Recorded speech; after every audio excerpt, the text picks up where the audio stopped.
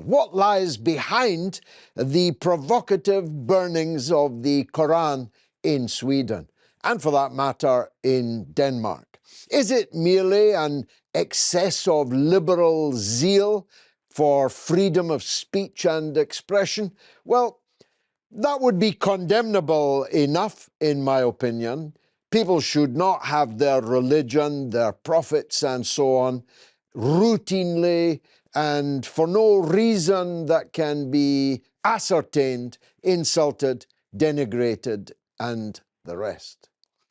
But the double standards of countries in the West on the subject of liberalism, free speech, and free expression render that an insufficient explanation for what happened.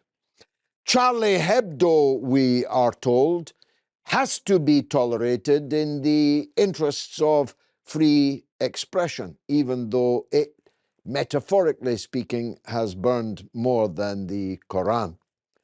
But the attempt by anyone in virtually any Western country to tell the truth about the Israel-Palestine question would very quickly lead to you losing your job, losing your elected political office, being expelled from your chosen political party, being banned and censored on social media, and quite possibly even being prosecuted. So there's no free speech when it comes to Palestine and Israel. There's no free speech when it comes to the Ukraine war. Your television station will be closed down if it doesn't suit the prevailing narrative. There's no freedom of expression for people who want to strike a note that is not in consistency with the prevailing narrative. All of that free speech and free expression has been closed down.